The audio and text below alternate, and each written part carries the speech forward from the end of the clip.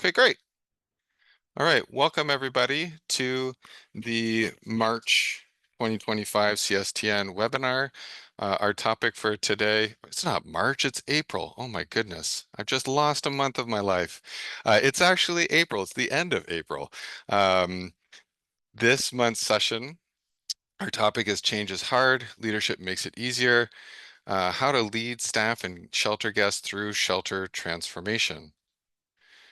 Before we get into our content for today, I do want to acknowledge that for me, I am situated on the traditional lands of the Haudenosaunee, Anishinaabeg, Lenape, and the Attawandaron peoples.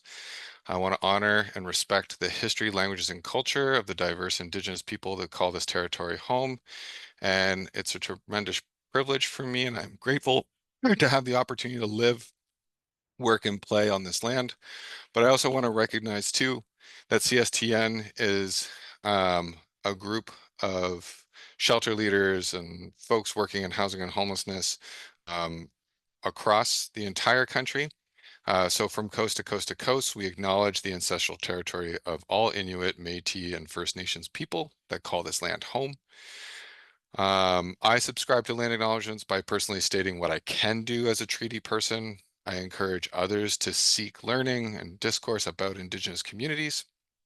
And those that who learn, please share, and please ensure that we are sharing truth. And I aim to incorporate Indigenous ways of knowing into my professional practice when appropriate and approach it with cultural humility. So a few housekeeping items before we get started. One is please make sure to mute your computer just to minimize any kind of background noise. We will have a Q&A at the end for the last 30 minutes of our webinar today. But you can put questions in the Q&A box at any time throughout the session. I ask though that you don't put it in the chat box. That'd be a little bit more difficult to monitor. So please put your questions in the Q&A box. But if you want to put in the chat, feel free to introduce yourself and where you're joining us from. That'd be great. Uh, Another common question that comes up is, will the slides be shared following today's session? Yes, they will be. I'll make sure that all folks that were registered for today's session will get a link to the recording as well as PDFs of the slides via email. And then I'll also have that stuff posted on the CSTN website where you can find it at any given time afterwards. As I already mentioned, our session is about 90 minutes. The first 60 minutes will be presentations from our three panelists today. The last remaining 30 minutes will be Q&A to take questions from attendees. So the goal of our webinar series here at CSTN, really it's about how we can help strengthen shelter services, ultimately with the goal of trying to improve housing outcomes for our shelter guests to create better housing and health outcomes for them. And there's different ways that we do that, but everything that our webinar topics are focused on relate to how we can try to achieve that goal of creating better shelters and better outcomes that are housing focused for the people that we support. Here's just a brief outline of our agenda for today. So our three presenters joining us today is Julianne Aiken, who is the interim CEO from Silo Mission in Winnipeg, Manitoba, not Ontario. She even told me to make the correction on that slide or somewhere in something that I sent out. And I made the correction somewhere else, but not on this slide. So there is no Winnipeg, Ontario. It's Winnipeg, Manitoba. My apologies. We also have James Moulton, who's the executive director from the Salvation Army in the Hamilton area, and then Kevin Webb, the director of emergency shelter and housing from the Calgary Drop-In Center in Calgary. So our mission at CSTN, we are a network of homeless shelter leaders and organizations that are really committed to becoming more housing focused as shelter operators, because we see that emergency shelters are true drivers or engines for ending homelessness in our communities.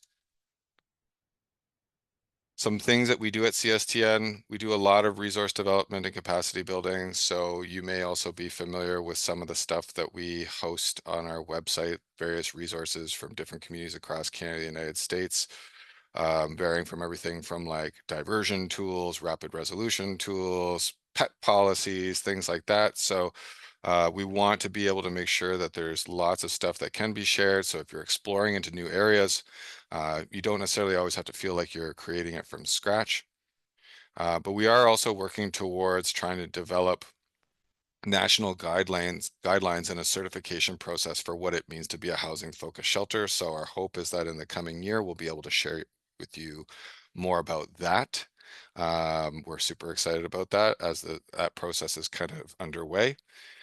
And you'll see on the screen too is a QR code that just, if you scan that QR code, that will bring you directly to a registration, online registration to become a CSTN member. So if you're interested and you're not a member yet, please feel free to scan that QR code, ask a couple simple questions about your information and how to get in contact with you.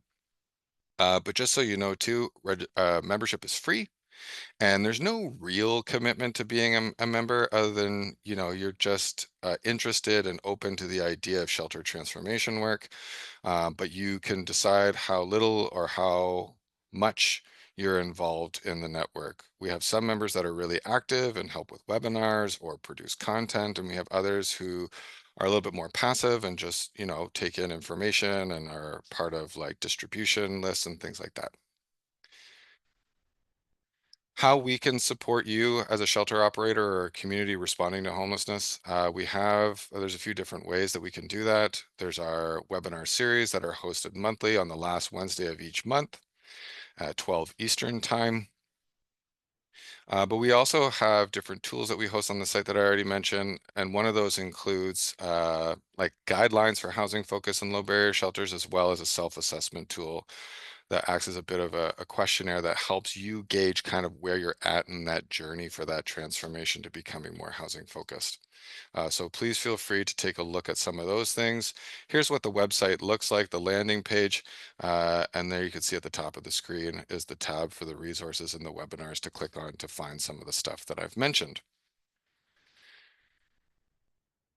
Here's kind of some of what we've been covering lately in the webinar series, and I just want to highlight what we're doing next. So at the end of May, our May session will be how shelter workers and their shelter guests can be great housing finders. So we know that housing is hard to find. We know that we're in a housing crisis. So how do we become great housing finders despite how difficult things are out there? So more information about how to register for that webinar will be circulated to members in the next week or so. Okay, let's talk about shelter transformation just a little bit. I've mentioned this in previous webinars, but I think it's always worth restating that the work that emergency shelters do is quite essential and oftentimes life-saving for many people in our communities. And it's a role that I think that is often underappreciated and faces a lot of pressure from the community that you're situated in and expected to solve a lot of other sectors' problems or limitations. So like someone gets evicted, go to shelter. Someone's released from custody, go to shelter. Discharged from hospital with no fixed address, go to shelter. And so this has created a tremendous amount of pressure and I think sometimes fatigue on shelters and shelter workers. So we know changing how we function is needed. However, when introducing changes in workplaces, especially in shelters, a common concern is that staff are already overwhelmed with things like daily tasks, and there's a thought that new processes might lead to burnout. But it's important to know that burnout often stems not just from workload, but from the frustration of doing things the same way, really without seeing improvement or a change. So stagnation can be as exhausting as the work itself. So that's why we need to think about thoughtfully implemented changes that can lead to better outcomes that really kind of fosters a greater sense of hope and renewal, um, as opposed to seeing it as additional strain. And so we're trying to transform an emergency shelter system that looks something like this to something like this. This model will continue to acknowledge the essential and often life-saving work that shelters do every day, but also emphasizing the importance of shelters being drivers for really great diversion when safe and appropriate, and promoting rapid resolution to someone's homelessness should they need to enter the shelter. But doing this change requires discussion about change and types of support offered, training for staff, change in activities of those staff, and very importantly, discussion regarding how to operationalize that change. Leaders will provide insights regarding how they made some of these changes made possible, with or without new funding.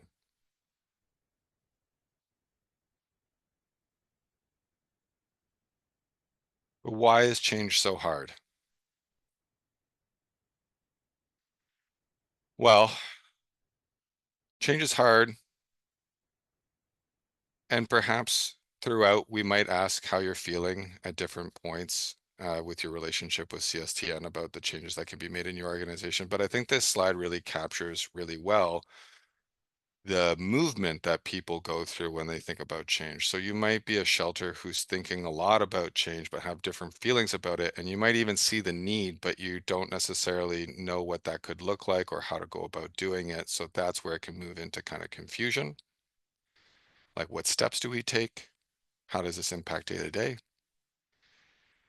But it can also lead to like anxiety and loss. Like, I got into this work to do a certain type of work in shelters, and now you're asking me to do things a little bit differently. I don't know if I signed up for that. Or loss. I have relationships with some folks that have been in shelter for a long time, and I really like James. And if James leaves, I'm going to miss him. And he actually made my shift a lot easier because he helped clean up or he helped with this. And the person who takes over James' room or bed might make my shift harder. I don't know this person. So those are feelings that we know that people can feel. But then hopefully we have greater clarity over time about what the changes are that are coming forward and what that new work looks like, and we can have a better vision of the future and start to integrate some of those things into our operations. The other reason why change is so hard, or in some cases terrifying, is because our brains, the more primitive parts of our brains, uh, developed three motivations, which was to seek pleasure, conserve energy, and avoid pain. And when I think about times in my life when I've done the greatest amount of change or transformation work, it went against these three motivations completely. It wasn't pleasure seeking. It was actually quite painful at times, the change. It didn't conserve energy. It required more energy at times. And it was quite painful. There are growing pains. So we know, though, that people are not necessarily resistant to change per se, but rather those periods of transition where there's uncertainty and perhaps not the greatest amount of clarity. And so sometimes this is not just about a technical issue, like do we have the right resources and things like that, although that might be a very essential part of things to discuss, but it's more about the like an adaptive standpoint, like how are we emotionally supporting people through this adaptation. But sometimes change is so dang hard because we just forget to ask why. Like, why are we even doing the thing that we're doing right now in the way that we're doing it?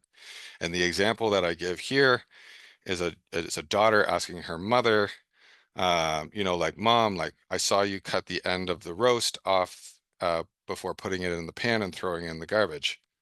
Why did you do that? And she said, well, my mom did it that way. So then the daughter goes to her grandmother and says, well, Grandma, why do you cut the end off the roast and throw it in the garbage? And she says, well, because that's the way that my mother did it. And when she went to her great grandmother, the great grandmother said, well, it's because I had a really small pan and the whole roast couldn't fit in there. So I had to cut the end off. So if we stop asking why around certain practices, we might be holding on to some certain legacy rules or legacy processes that actually don't necessarily add value anymore or aren't necessarily required because the situation has changed.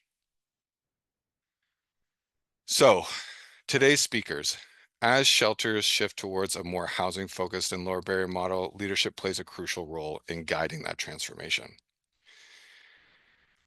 Organizational change is essential to better meet the needs of the people that we serve, but it's equally critical to manage that change effectively to ensure that our staff, the shelter guests, are doing well as best as they can through that change.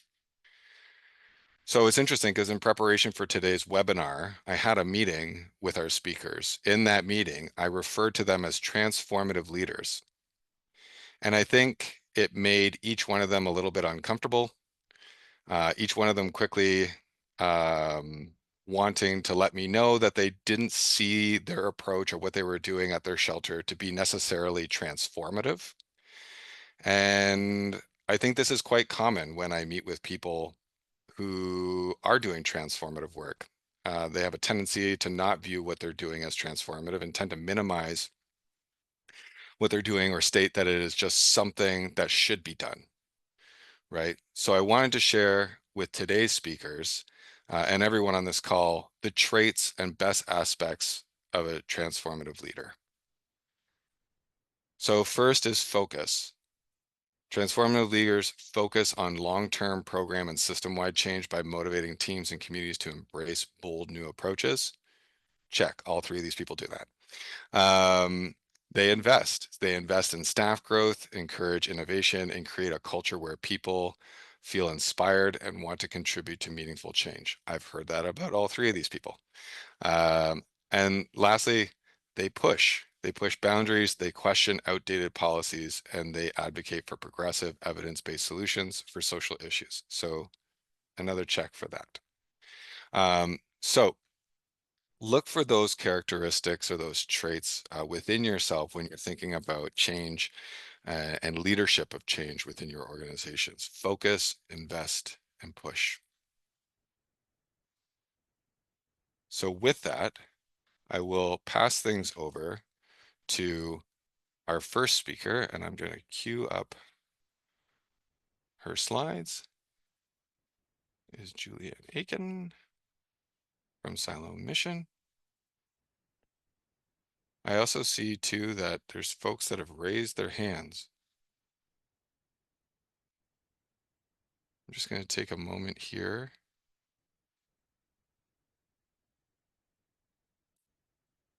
to see. Charmaine, you have your hand raised. I wanted to just see if there was something that I need to be aware of.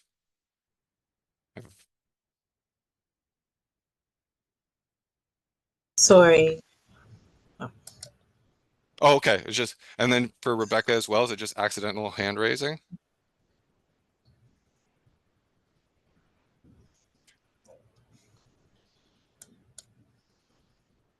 Okay. I will assume that is accidental and we'll proceed. Okay.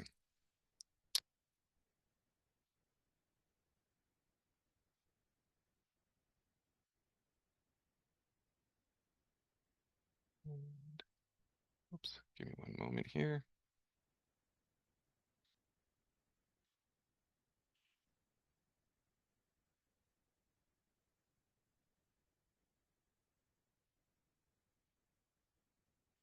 Okay, is it in full presentation mode for you now, Julianne?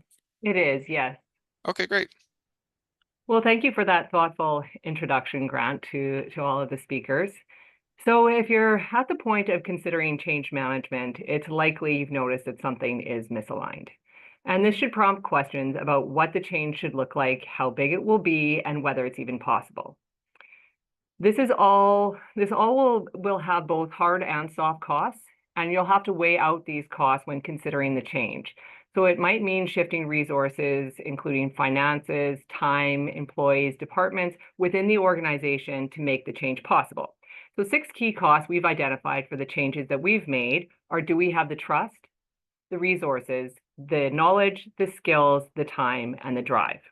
And to answer these questions, it will change the decisions that you make. So this will include decisions around what does a change management role look like? What resources do we have? What size of change that we can expect to make? and what are the outcomes we expect, and what are the barriers we face. And perhaps one of the biggest questions is this an internal project or do we need external help? And we'll go through all of these costs and the questions that it prompts in the next slides. So if we're looking at trust, are there recent changes that may impact trust within your organization? So for us, we were in the midst of COVID. We had public leadership changeover, a new strategic plan, a new energy, and we had effectively stopped being sober-based, but had not really prepared for it. So that was where we started from. And then looking at the role, like who leads this? Will others follow them? So we had some staff that were in disagreement of the new direction and were starting to leave. We had a new culture, and there was a lot of enthusiasm by some. And the change manager was an internal person who already was well known and trusted within the organization, so that was helpful. And when we're looking at barriers, like is there mistrust or resistance internally? So shifting for us to behavior-based did bring fear, mainly because folks assumed things would actually get worse. And this was a misunderstanding of the problem. We think the challenges they were facing in the behavior-based was largely because we had gone to low barrier without becoming behavior-based. And the long-term staff also who are very set in their ways have the potential to throw things off. This is unfortunate, but I'm going to have to move because I've turned the light that is, okay,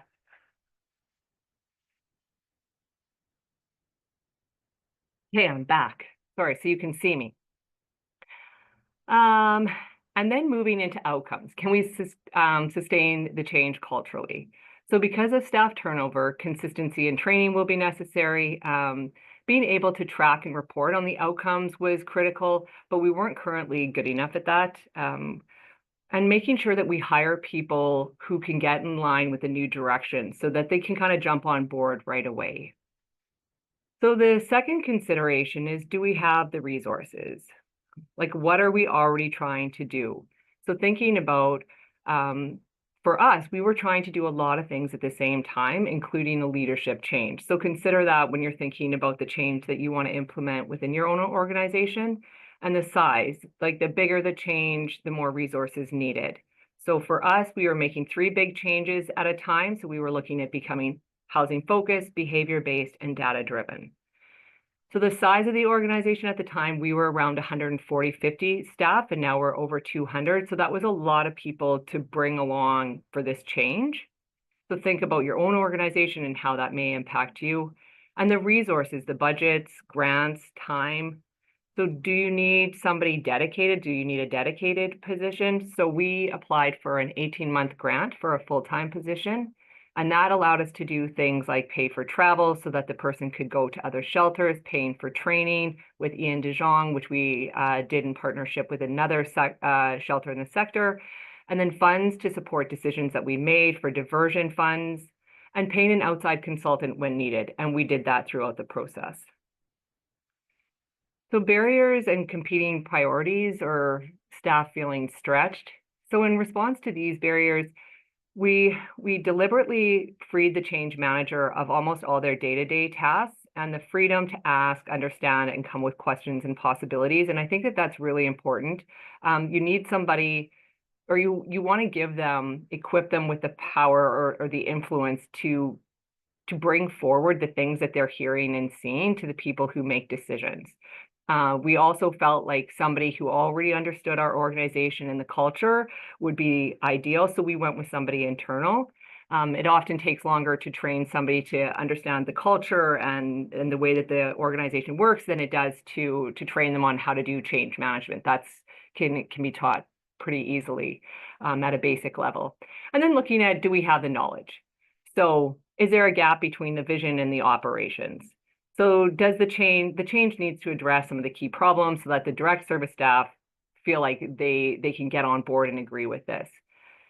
Now, a barrier, are we misdiagnosing the problems? So this is really important to look at. If we get it wrong when we're doing this, some of our internal champions will lose trust. So thinking about if management thinks the issue is X and the direct staff service think it's Y, then that's going to be harder to implement the change.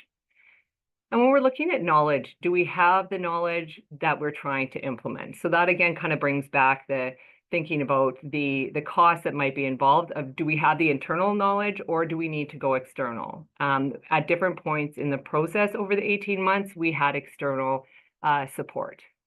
So the internal change manager meant that there was no need for any like onboarding and get to know culture and vision. The trade-off was that there was some skill building in the actual change management abilities.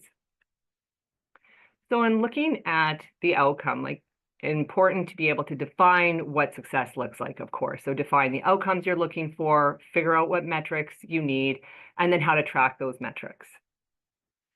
So number 4, when we're looking at do we have the skills? So the communication, facilitation, data use, and leadership.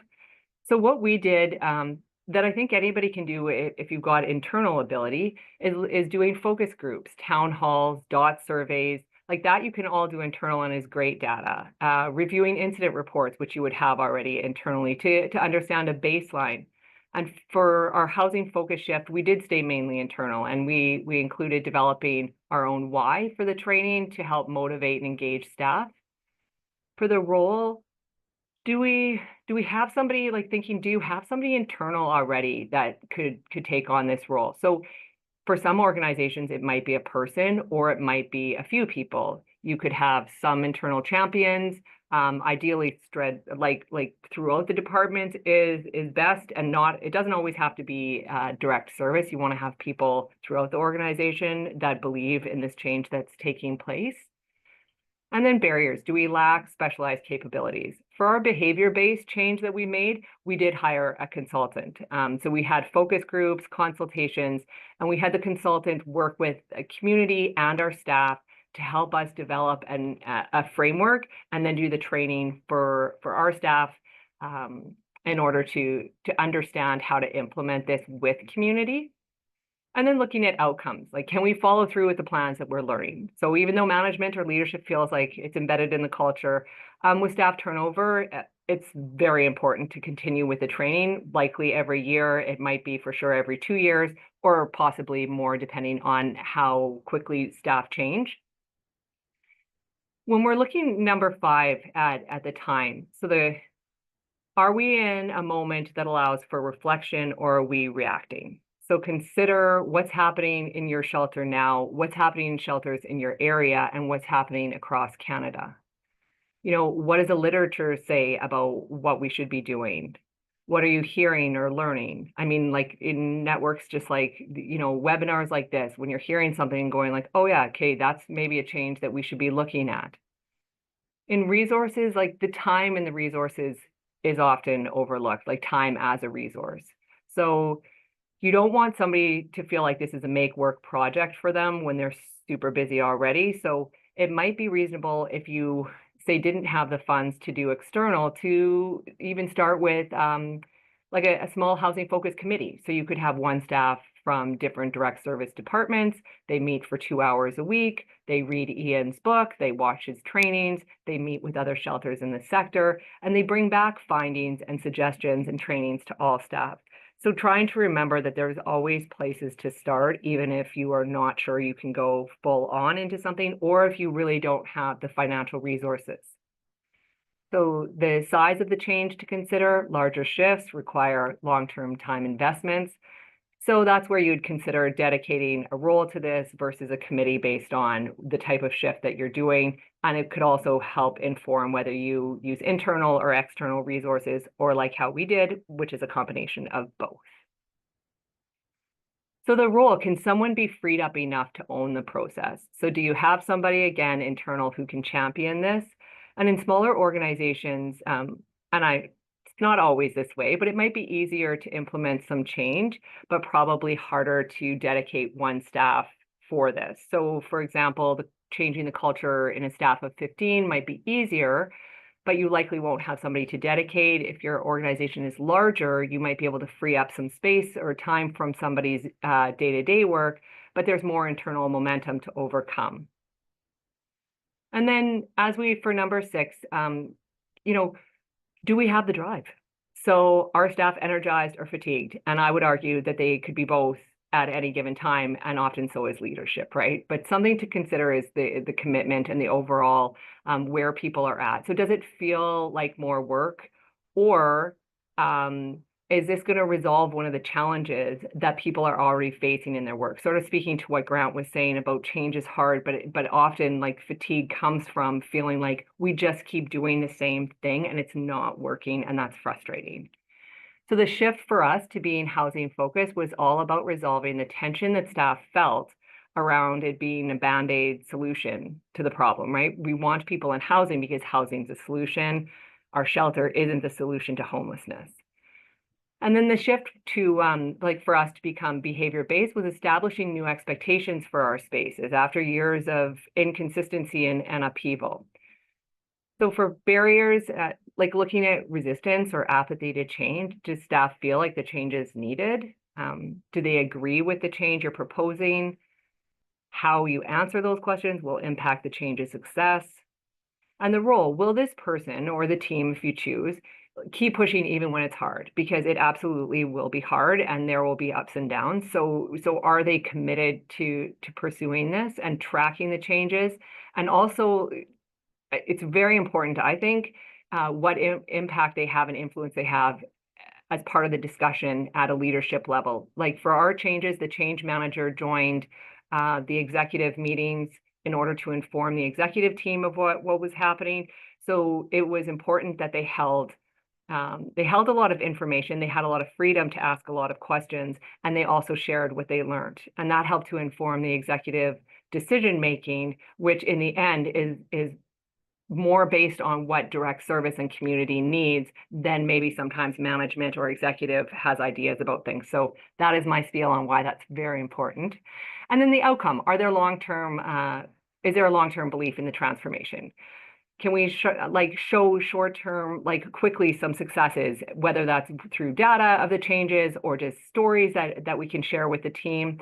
And does a vision of this align with the organizational change? So for our strategy, our strategic plan was a Winnipeg without chronic homelessness. And so this applies on an individual level, becoming housing focused, and then systemic on advocacy. So through this, we did surveys on the change throughout the process. And it was interesting because we asked staff the level of support for the changes. And we also asked what they thought the overall level of support would be. And those who didn't support the changes actually assumed most other staff wouldn't either. And it was actually the opposite. There was far more support than staff actually thought that there would be. So that was a pleasant surprise, always good to happen. And so when we're looking at all the costs by answering these 6 questions honestly, it will clarify whether meaningful change is possible and what shape it can take.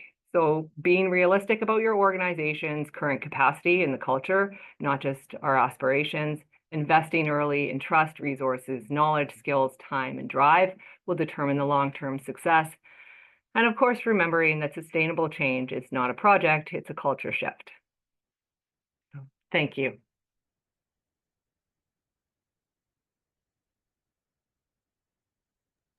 Great, thanks, Julianne. And if people were wondering why I was waving a sticker on the screen for a moment there, it's because we agreed that there's like a 2-minute warning process so we can keep everybody on track. So Julianne, great job of like staying within the time frame and being able to get out some really great stuff. As you were talking, I was like diligently writing follow-up questions. So I have some stuff at the end that I'm hoping time will permit to be able to ask you. So with that, then I will pass it over now to our next speaker, James Moulton from Hamilton. Thank you, Grant, and I'm hoping everyone can see my screen okay. We're good. I'm getting thumbs up here. Julianne, thank you for that presentation because I've also made notes and I think there's things that I wish I had known that I could have learned from going forward. I'm excited to see there's also well over 80 people done today. That also means there's a lot of people very interested in where we're headed in sheltering. So introduction to me already, you know, I'm James Moulton, Executive Director with the Salvation Army. And the obvious that change is hard. And I think if we start there, that's a great place to start from. And then for me is thinking about kind of where you left off, Julian, in some respect, Julianne, sorry, is this culture of change. Because I think if you can focus in on creating a culture where change is good and change is okay, then that really will help lead towards the outcomes that you're looking for. And I've made some notes here to kind of give you a sense of where I landed in some of these places. And just to let you know this right off the get-go, I actually don't have it all figured out. Surprise. I don't think all of us do. And I think that's part of as well that we need to acknowledge that there's going to be mistakes, but that doesn't stop us. It doesn't paralyze us from moving forward. We need to understand very clearly that we have established a goal. We want to get towards that goal. It may not be the linear approach that you thought it was going to be, and that's okay. And the mistakes will help guide and move us in a particular way. I also want you to think, if you're a manager or an executive director or CEO or director, whatever, that if you think it's hard for you, just think about how hard it is for your team. You've already had some time to think through some of these processes. I think a lot of times when we think about change, we will sit in the background and we'll talk in our leadership teams or our committees or our groups, and we have talked this exhaustively through. And as of May 1st, we're going to implement this in our location, but we haven't allowed our teams to catch up to where we are in this process. So give that space and time for your team to reach where you are. Um, and I think this is extremely important in that part. One of the things that I tried to work hard on was create a safe space as well. So when change happens and you have all of those things that have already been mentioned, the fear, the grief, the concern, the difficulties, the extra work, all those pieces, we need a place that can be expressed. And us as leaders to just accept that as data, to hear that. It's better to know than have it, let's call it underground. And I think allow people to be vulnerable and to be vulnerable yourself in the change process. Even the three of us presenting today, I guess, in a way, is being vulnerable and sharing with you how we walk through this. And I know some of my team are on here, so they might challenge me after the session today, whether we met some of these goals, and that's okay as well. For me, it was also investing in relationship with people, particularly the champions that you want or have identified that will be elements of change for you. Um, you know, you are bringing people on to have the messaging of where you need to be, and they are the ones that are going to help you most and keep affirming things as the change is moving forward. Oops, I already put that one in. Keeping the door open. So literally, I think my door, well, most of the time it's not open now, but it's open. We need to be able to hear from people. Yes, you respect an org chart. Yes, respect all those pieces, but I needed a space where people could feel like they could just say what they needed to say. And that was my choice. This is something that I think is extremely important for me. I need to honor my organization, and staff need to honor the organization, but there's a place to use gentle, respectful, continued, is it okay to use the word stubborn, pressure, and to continue a message when you know that this is a message that's extremely important, and the change is that important.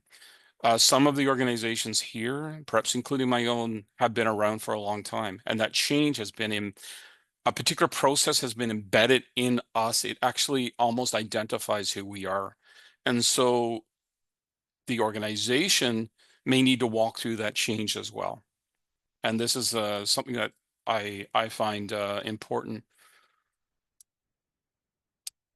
Creating a space as well for the teams to have the conversations externally. So CAEH, other community partners, committees, conferences, like an opportunity for those team members to go and hear something from someone else that's not just internal to your team. Hearing other communities or other speakers and experts in the field that are leaning into the change as well.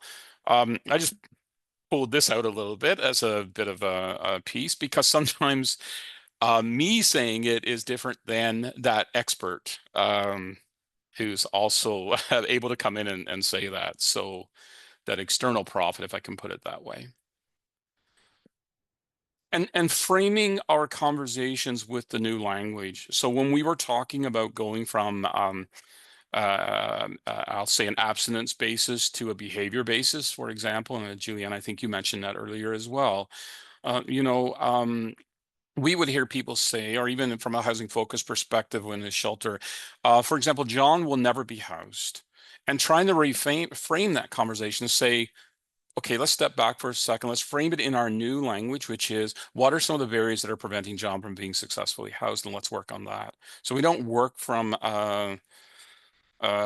we work from a different perspective that frames it into where we are heading, in creating some of our service restrictions instead of saying, for example, Fred can't be should be restricted or denied intake because they are a substance user, and putting it back to reframe it, saying, well, are Fred's behaviors safe to themselves and others?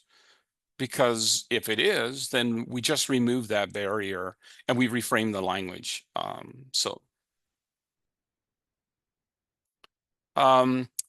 A key, though, is also to honor the past, that it wasn't wrong. Like, it's not as if the past was a complete failure. Our organization, for example, has been in Hamilton for 120 something years. We haven't done everything wrong in the past. That was just honoring where we have come and what was right in those moments. We now know something different. Let's move towards the future. But it's okay to honor the past, but not get stuck in the past. And a key thing for me is also that we work from a place where there are no barriers to what we need to do. So if you start with a barrier, you won't get anywhere. But if you start in a place where there are no barriers, there's no cost barriers, there's no money barriers, there's no facility barriers, let's talk about what we need to do. The barriers will inevitably appear when they need to appear, but let's not start from that progress because it stifles the conversation. And of course, I had to throw in training because it has to. There just needs to be training. We're not all experts in this, and this is where training can come in to support it. So that would be how I attempted to navigate the cultural components of trying to create that space where change was something we could navigate as our teams. But in amongst that, we also hit some spaces where we had to navigate some ethical or moral dilemmas for people from some of our staff, perhaps internally, even in ourselves, where we had a perception or we had a value that we held dear for which we had to look at in a different way. But in navigating that, this is something that I also wanted to try to make clear that the change itself was not negotiable. So we are going to this change space. We are going to be a housing focused shelter. That has to be a period at the end of that sentence, and that is immutable. That's not something that we're going to move away from.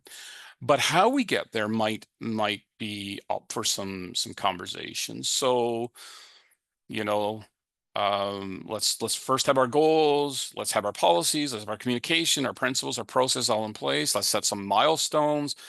Bring on the champions, implement your training and communication plans, create spaces for feedback before, during, and after the change, and evaluate and pivot as you need. And when you get to that dilemma, let's start having exploration. So don't assume you know what the actual issue is. Dig into that. So when someone is saying, I can't do this because of something, make sure you know the exact issue. And I think more clearly, even than that, is actually acknowledge that there is an issue. I think at times we get in this situation, we hear, well, I don't know, if a staff member were saying, well, I only believe in abstinence, for example. Well, is that the actual issue, or is it something underneath that we need to explore more clearly? First of all, let's acknowledge that that issue exists and then move from there. Explore that issue not only with an individual, though, how about with the team? Remember, what's an issue with one may not be an issue with everyone. I think that's extremely important, Julianne. You hinted at that as well, that the number of people that were on board were actually more than what other people thought it was. This may be a single issue, but maybe it's also a team issue. Explore that together. Yeah. And under that, is there a key value that's identified that is the issue here? So in the case of someone who only believes in abstinence as a solution, for example, which we may have experienced early in some of our transitional phases, well, I think there's room in that conversation to explore what that means for the individual. But I would also challenge you in the sense that the team doesn't have to stop just because one person on the team might have that as their value and belief, because the rest of the team can still move forward. And I also think that we can ask them to frame that differently. If I go back to that situation about whether John can be housed or not, even looking at the conversation differently allows that person to say, well, my values and ethics allow me to go to X, but they allow me to go to part almost there. So I can work within those parameters. And I think the other piece that is extremely important is that the staff themselves need to offer solutions. I think has to be critical. It is my experience that the easy answer is for everyone to throw the challenges to you, and then our natural fixer response is to fix everyone's problems, versus saying to the person, you may have this issue, so what do you want as the solution moving forward? And we have, I've, some of my team have done some coaching sessions, and the coaching allows to reframe that question with the person. So for example, what would you like to see as the outcome? What do you think could be a solution in light of the fact that this is an immutable space for us? We are not able to move out of this. Again, reinforcing that immutable piece. Some If you can get that conversation happening, you make a decision of where you're going to go. You act, you measure those outcomes, you circle back to staff. That's sorry, I slipped through that very quickly. But yeah, if I can bring that back quickly.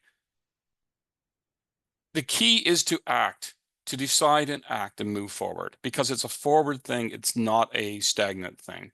The stagnation is bad. The forward thing is what we need to do. And if I can just throw a few considerations at you, hold the expectation. It's got to be, we're moving forward. Recognize that there can be multiple solutions, and that's okay. And it may not have been what you thought was the path forward. That's okay. Be open to those solutions. Remember, we're transforming, so we may not necessarily know. We may think, we may not necessarily know. Recognize that some of the ethical and moral dilemmas can be very personal for people. Honor that. Find ways around that. Work with individuals. Also give some space and time. People need to be able to process this. And I think our experience was very clear that when people have some time, those that resist some things actually start to see some of the outcomes and the good solutions, and they come on board. And that was very amazing to see. But I'm not going to sugarcoat it. There are going to be some people that will be lost in this process, in the sense that they will not be able to walk along with the change with you. And I think we need to be okay with that and honor that that's the place that those individuals also have gone to. It's not the desired outcome, but sometimes, unfortunately, it can be the outcome. And I try, but I fail in this one a little bit. So celebrate the milestones as well.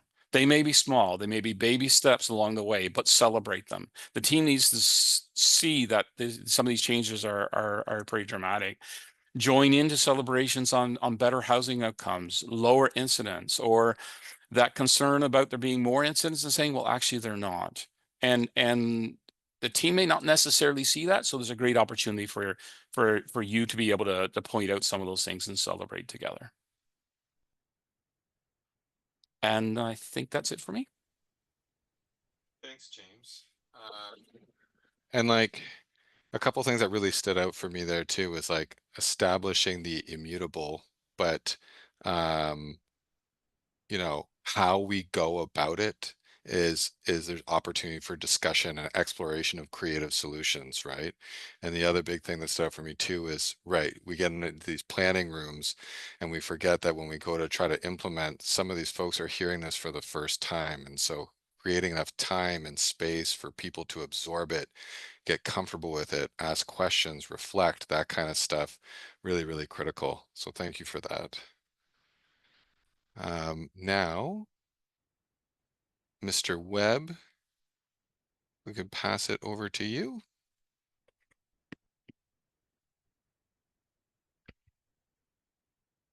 Okay, did the sharing work? It worked. I'm amazed every time that I do that and it works. So thank you, James and Julianne. James, honoring the past. I think that is so important. It's right. It's not that we've done anything wrong. It's just that there's some new ideas out there. So let's give them a shot, right? And Julianne, your comments about too much too quick and like CEO and all the other changes happening, probably our biggest mistake in our transformation was we had this group of change leaders and we were so excited about the change that we jumped in and did too much too quick. So thank you for that reminder. But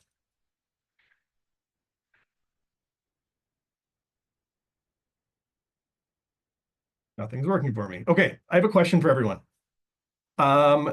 Keep these just kind of in your head and get ready with your little button to put your thumbs up. Gonna ask you rapid fire questions. Just think about the answers in your head. 5 plus 2, 20 plus 5, 30 minus 10. What's the first vegetable that pops to your mind? Who picked carrot? Was there quite a few thumbs up for carrots? This goes back to Grant's thing at the beginning.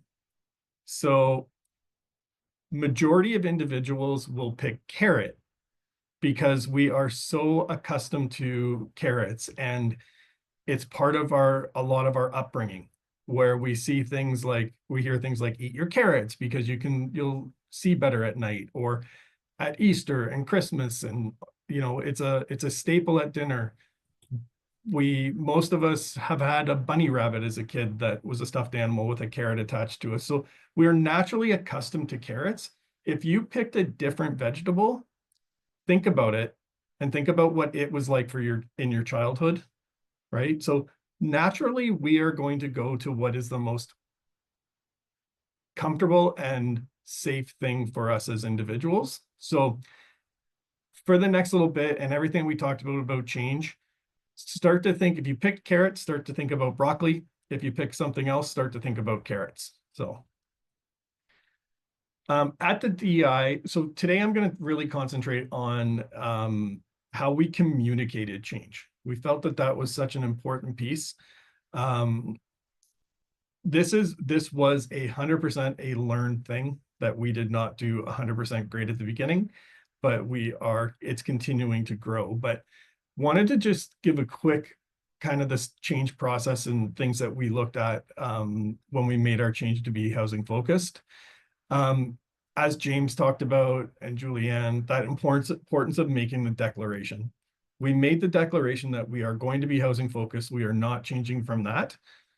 And then how do we adapt our operations to align with that? So this is where you can see as we go through, communication is out throughout this entire process. We communicated that. We made it very clear that this was this is where we were going. This is what we needed to do. Again, honoring our past, but like we need to move forward. And then we had to review our operations, which is a lot of the stuff Julianne talked about, while communicating in that again. So keeping the information flowing with individuals. So if we were looking at, as we reviewed operations, like we were already a low barrier shelter, but as we started to review our operations, we realized that we truly weren't a low barrier shelter. Like we said we were, but when you got into the data and you got into reviewing things like critical incident reports and barring and that type of thing, we were still putting a lot of barriers in place. So we had to look internally and start to peel that onion back to see where we were. And as we did that, communicating those processes throughout it, reviewing our staffing, which again was talked about earlier, the data reviewing. And as we went through each of these steps, the communication plan that I'm going to talk about next is how we brought these all in. So what is a communication plan? This slide in particular, I'm going to talk off of the slide, but this slide was put together specifically as a reference point for individuals. But having a defined communication plan for each stage of your transformation and each thing that you are doing is highly important. So we worked with our communications department, or even if you're doing it on your own in a smaller shelter, it's something that can easily be put together. We want to look at why we're doing it, defining what the communication is. Walking into a room unprepared doesn't always work. A lot of us can just talk off our cuff, but it is very challenging. And we want to ensure that communication is consistent throughout an organization. So if us as a larger organization, what we're talking at the director or executive leadership level is being communicated at the supervisor and coordinator level and all the way down. So that plan and having it shared equally across the organization will help with the change management process. Then we wanted to identify the methods and channels of how we communicate. So one of the things that we realized early on in this was that one form of communication wasn't good enough.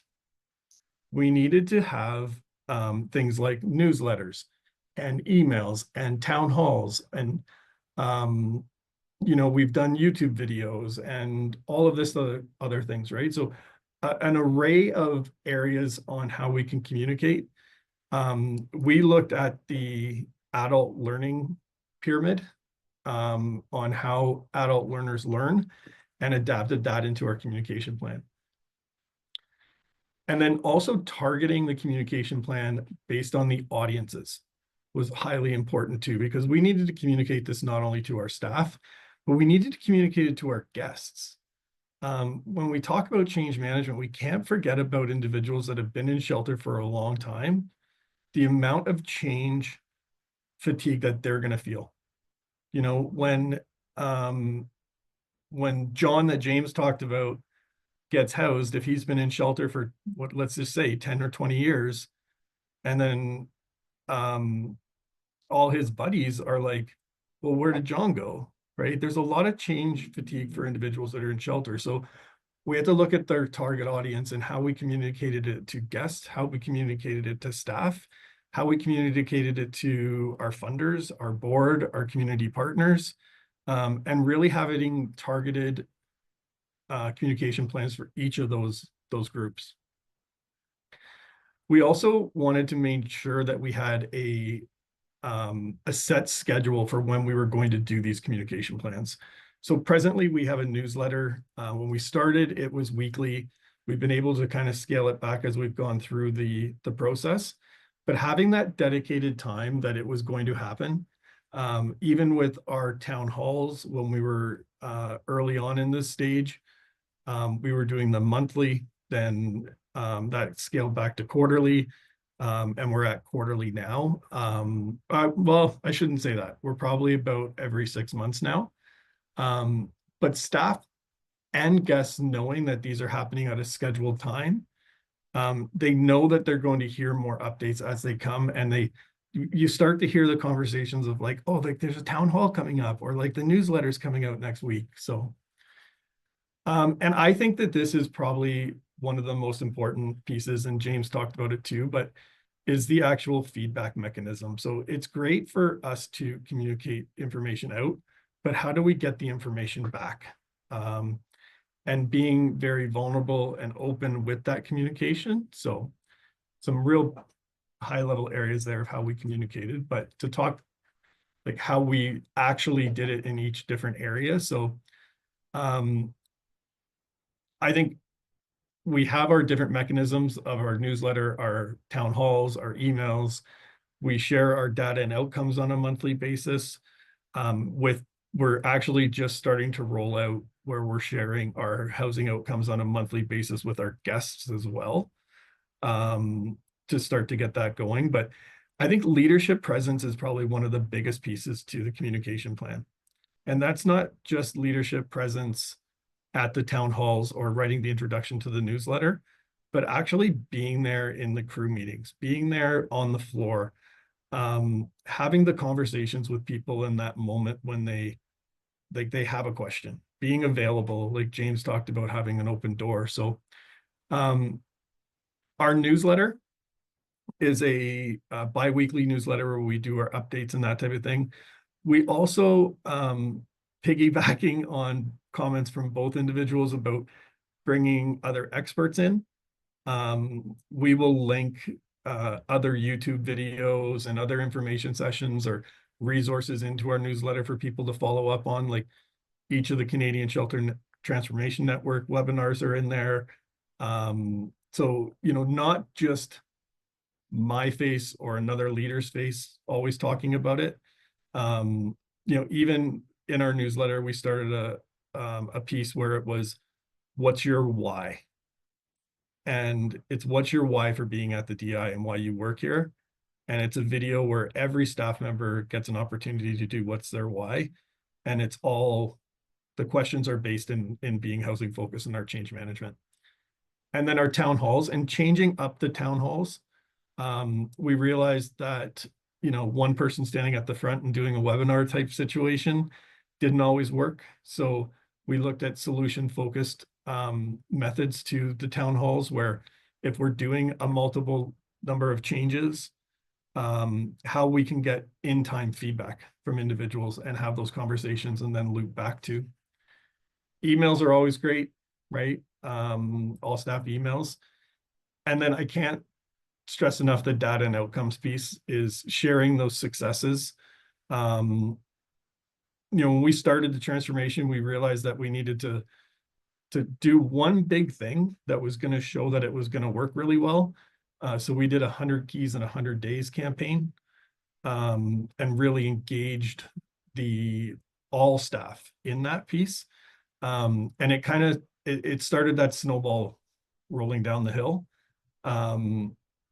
And then with all of these different things, minus the email and the newsletter, but the town halls and the sharing of data and outcomes, we do that with guests now as well, where we've had town halls with guests on different changes.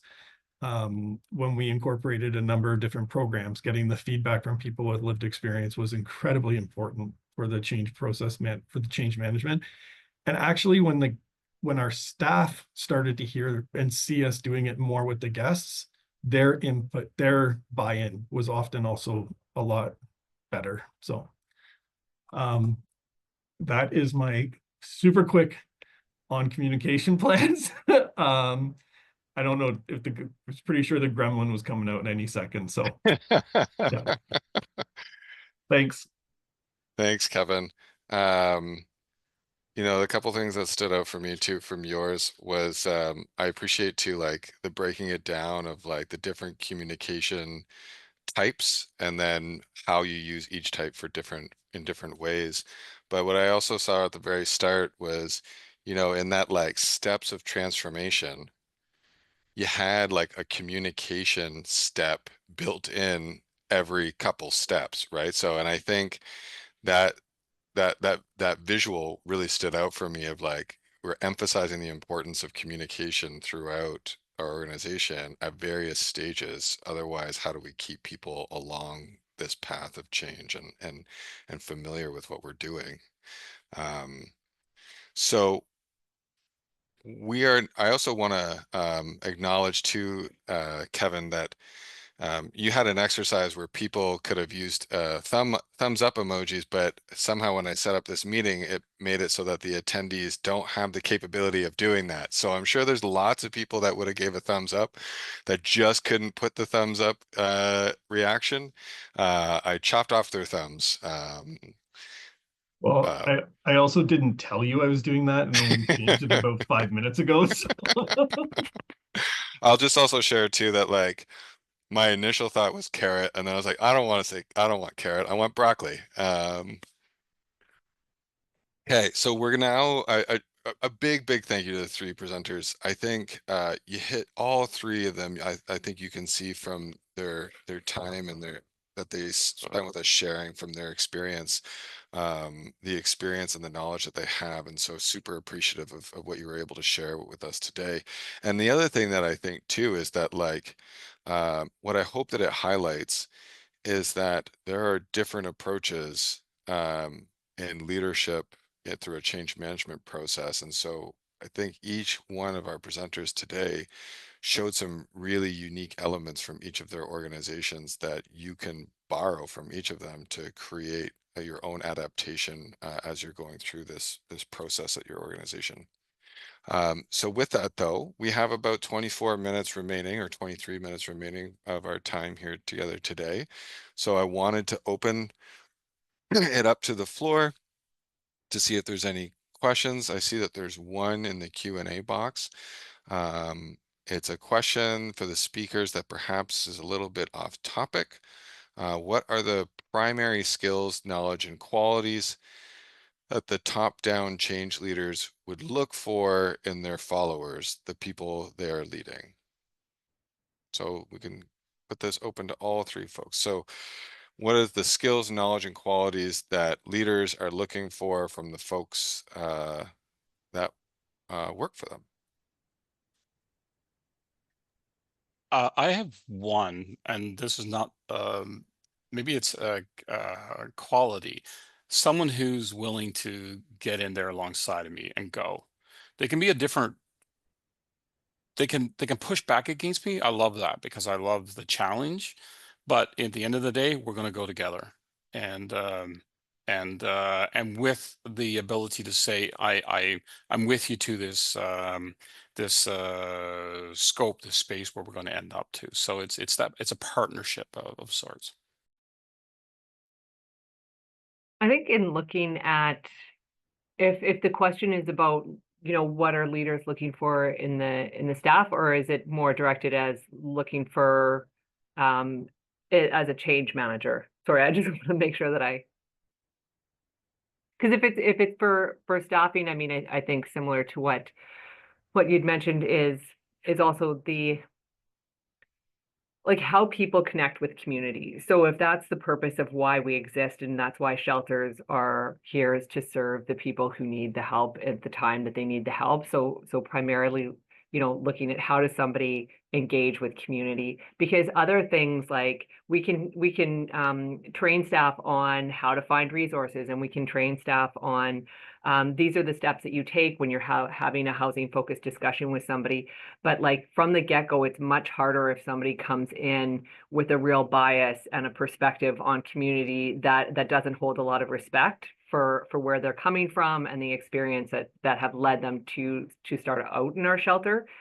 So flexibility also is something as part of like change management, right? Like the staff that are open to new ideas and that are open to thinking things differently. And then as management, it's important for us to provide a platform like everybody's talked to where people can disagree respectfully and ask a bunch of questions. And that's super important as well. I think if we're looking at the like the core leadership group that's driving the change, I know for myself, looking at I'd like a diverse group of leaders. I don't want a full group of innovative leaders. Like I know like I'm great at throwing ideas out there, but when it comes to like a project plan, I'm not going to be probably the best person. It's a taught thing for me. So having a number of different types of leadership skills within a team can kind of bring a team together to drive an idea forward. But I think at the core of it, the individuals need to be aligned with our values of our organization. Great. Let me just see here for other questions.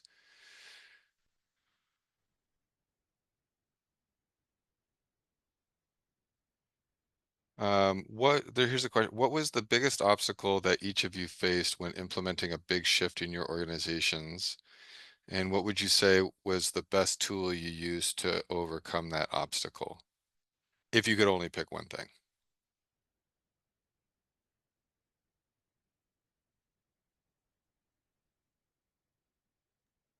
Okay.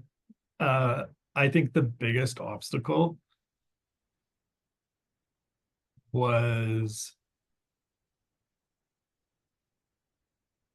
individuals that, and James talked about this, but like individuals that just morally or ethically could not come along the same path that we wanted to go on as an organization. And trying to work with them.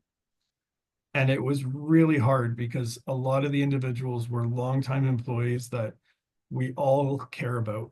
And having to see individuals walk out the door because of the change, but understanding and supporting them. I think what we did to help with that was we understood and supported them with their exit plan. So what can we do to support you on the next phase of your journey?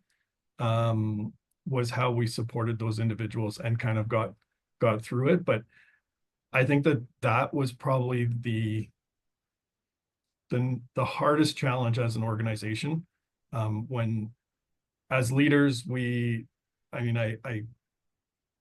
respect and care for all the staff here.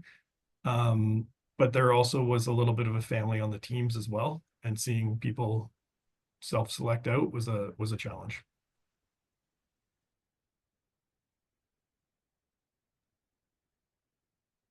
I can speak. So for the time period when we shifted to lower barrier, as a result, like it was during COVID, as I mentioned, and so the folks that were coming and using the drop-in space, there was a lot of changes with the substance use, with toxic drug supply. So behaviors were different than they used to be. So I think that it was hard to communicate why we were doing it then, but it needed to happen.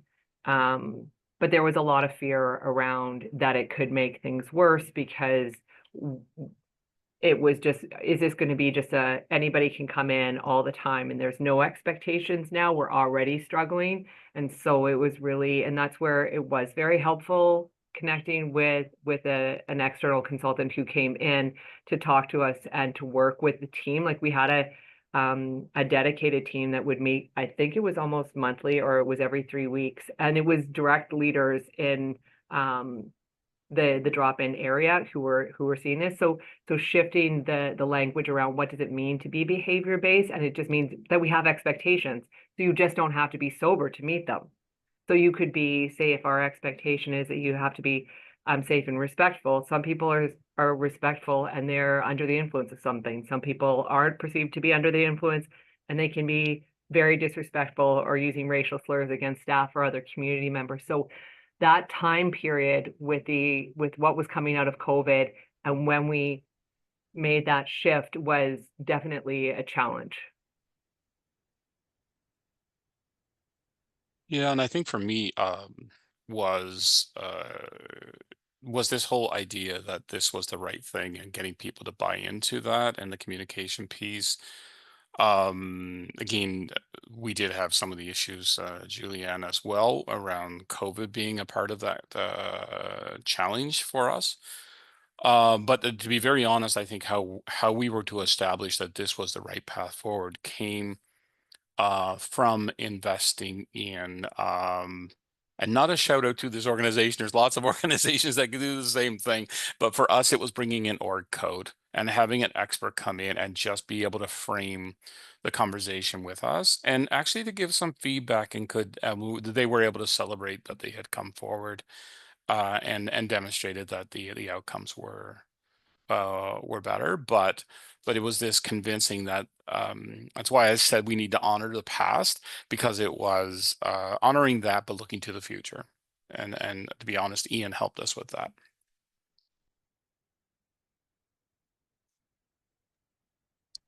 Great. There's another question that's in the Q&A box, and just want to make sure I'm interpreting it accurately. Is it possible to inform families, and I'm assuming when they're saying families, they mean like families that are shelter guests, why staff leave, and is it allowed for staff to tell shelter people where they are going when they leave the organization? So I'm assuming like when their staffing changes because the organization is changing and an individual is not joining the organization on that journey into this transformation and they leave, is it possible, is it okay, is it appropriate for shelter guests to be aware of why that person is leaving? I think that is the nature of the question. So, Grant, from our perspective, I want to honor the privacy of staff. Their decision to move to a different role would be something that we would honor their privacy in that matter. But what we would do is try to continue the continuity of service with incoming and existing other caseworkers and program team and support staff who are there to support our guests when they're on site. So we would not go into that informing piece from our perspective. I'm assuming that's the same, Kevin, Julianne. Yeah, Seems like it's an HR privacy thing, right? Like, yeah. okay. James, thanks for answering that so well. Yeah. Okay. I have a couple questions that I wanted to ask, and anyone feel free to kind of jump in from our speakers. I'm really interested in kind of knowing maybe like what are some early signs that there may be some struggle with the transition, and like I'm assuming like early signs that staff may be struggling with the transition, and then what you could do to intervene in a supportive way to address that struggle.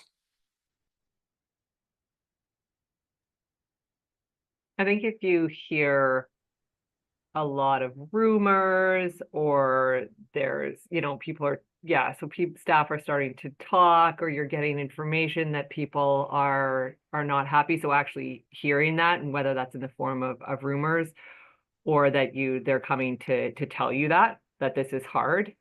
I think that turnover is expected, turnover of some of the people that you counted on to be champions of this and initially were, but then now aren't, might indicate that there's some issues. And then perhaps like what Kevin said, that could be around communication and possibly training, right? So the solution to that could be like, oh yeah, we have actually been making all these decisions and haven't been including the staff in as much as we need to, because it's very easy to fall into that and then not maybe having enough training, so needing to ramp that up a bit more.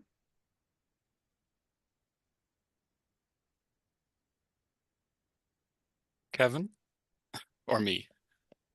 Okay, I was just going to mention that sometimes HR speaks, and it can come through either some complaints or in a unionized environment, perhaps you might see some grievances, and I think there's an opportunity to evaluate those to get an understanding of what might be causing some of the concerns with the staff as well. So that might be a space to have an eye to those reports that might be coming back. Yeah, one thing that we did early on was we actually created an anonymous feedback loop where we call it Ask Us Anything, where staff can anonymously ask leadership questions. And we've actually been able to, we've seen a lot of during the early stages where it was a lot of questions and a lot of like hesitation. And then through the communication plan and training, we were able to work and talk through a lot of those situations. And then I think the other piece is with the HR thing is we incorporated exit interviews where we can learn from individuals that are self-selecting to leave the organization. I have to do this. I think it's also important when we're hearing those concerns to actually get input from a larger body of the individuals that we work with than not just the squeaky wheel. I can give a really, really good example of that was, we were hearing from some people around like safety and shelter. And then when we did an anonymous survey with all of our staff in regards to safety and shelter, the perceptions were actually a lot higher. So it's important to recognize the individual, but also looking at your entire culture, not just the individual.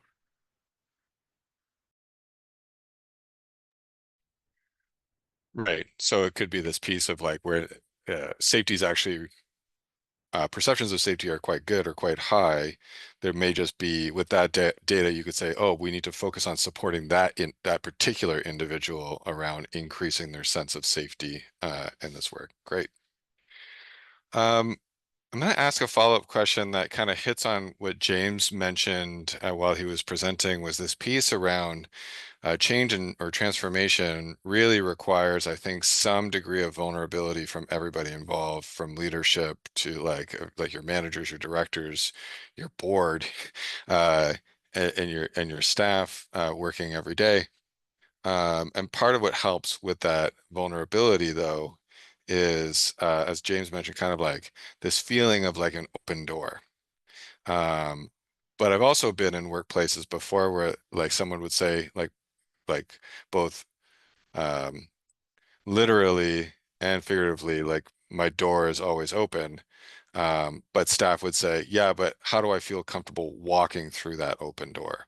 So then I was like, all right, like as a leader, and this is where I want to get your insights, is to say, if your door is open, what do you do specifically with your staff to make them feel comfortable walking through that open door, feeling safe in that vulnerability? I opened their door. So I try to make an attempt to actually go into their space as well. So it's not just coming into my office. It can be a meeting where people are. I have fortunately hadn't done as much recently because I find it really hard as I get older to stay up those nights, but I've done those overnight shifts. I've been on weekend shifts. I have sat at the front desk and listened. I have come in for incidents and sat there longer so that I could hear voices that I wouldn't normally hear, and they could see me in my t-shirt and my sweatpants in a different space. I have taken opportunities where we might be going to visit somewhere, and this is an opportunity to sit in a van together and just share and get to know people. It's a bit of investing in relationship, and it's time consuming, but I don't think it's optional. I think there has to be a space where you you don't put a "my door is open" sign on your door and then just expect that people will feel that that's okay. It's the opposite investment. So yeah.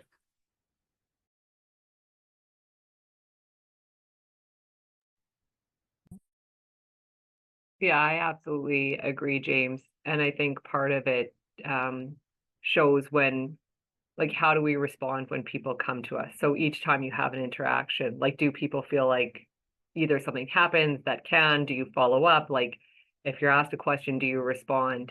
And so, as busy as we can be, like everybody else is, prioritizing if a direct service staff or a manager of direct service staff is like needs something to happen. And I think whenever there's something that's within your power to change and it makes sense, do it quickly. Like then staff feel that, right? Like so if they're asking for more bus tickets because a situation happens and you've got a budget for something like that that will help staff over the weekend meet the needs of community, like whenever as a leader you can do those things, money or time, and you can do it quickly, that's, I think, received well by staff.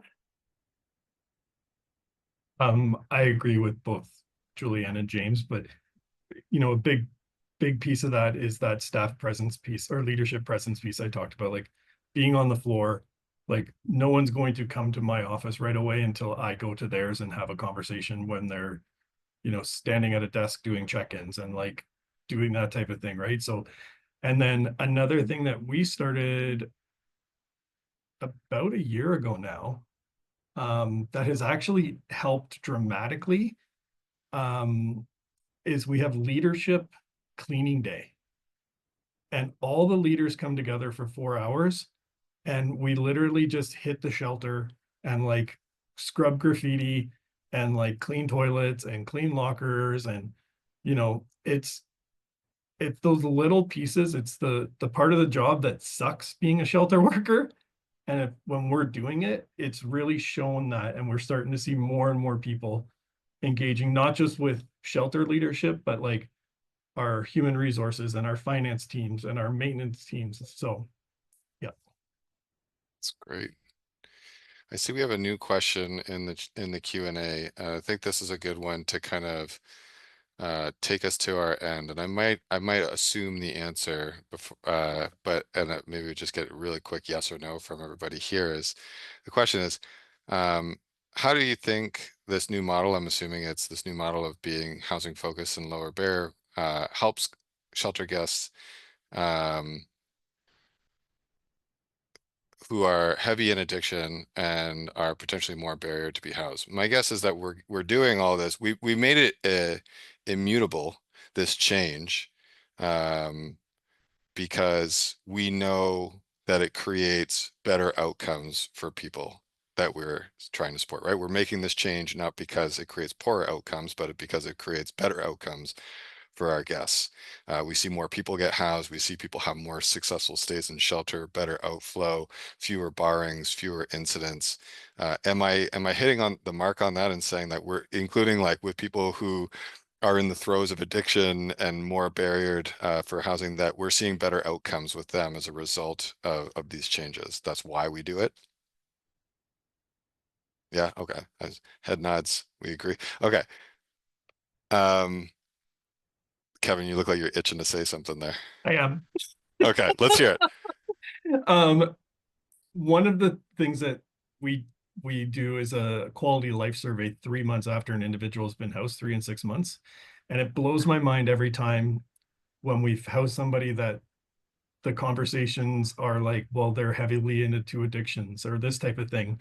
And how many times 3 or 6 months later, we actually get the feedback form back from people. And it's like, I'm not using anymore, or I'm not drinking anymore, or I'm using less now. And how much shelters, the chaos of shelters actually increase the usage. And when we house them, it naturally goes down immediately for some individuals. Mm-hmm. And Kevin, if I can just like piggyback on that too, like I'll state it this way: we're a housing focused shelter. We're not addiction focused shelter. Mm-hmm. That's only one of the challenges, if I can put it way, that a resident or a guest might bring as part of their path to being housed. So we would look at that individual where they're at, and people have different complexities and different needs, but the ultimate goal is to have someone housed. So we focus on the housing part of that question, less on the other pieces. I don't know if that makes sense, but that's what Yeah, that makes perfect sense. Julianne, anything you want to add to that, or? I think that with the housing focus, it also, like, very practically, for us in our situation here in Winnipeg, if we have more people moving into housing, it leaves space for people who are, for example, described as like heavily into their addictions and maybe like are just coming in and out of shelter all the time. And when our shelters are full, then they're on the streets. So there's more safety inside of our shelter for sleeping. So So being focused on housing, like another perspective, is that it creates more change within the shelter system and more room for movement. So we don't want to build more shelters, but we want for people who need it, like and have been housed, but maybe with supports and it's not worked out, and so keep coming to our shelter. If we're able to move folks into housing, then it can create some space in our shelter, especially for females, where in Winnipeg there's not enough space for them to stay, which is unfortunate and we don't want to see. That's a great segue into the topic for next month's session then, because we are all about like how do we create better outflow opportunities, moving people into housing by good landlord recruitment and being great housing finders. Yeah, it's not necessarily always about more shelter space. It's about movement within that shelter space and positive outflow to housing. So we can create space for others who need that temporary shelter accommodation. I want to end there.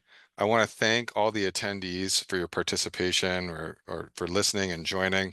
I want to thank Julianne, James, and Kevin for your time and your contributions to today's webinar. It's super, super appreciated. The knowledge and experience that you have is tremendously valuable, and I appreciate you sharing it with everybody on the line today. CSTN doesn't work without great people like yourselves kind of doing this good peer-to-peer knowledge exchange. So thank you so much. It's very, very much appreciated. And with that, I just want to thank everybody and have a great Wednesday, and we'll see each other again next on May 28th. So bye for now. Be well. Where is my exit?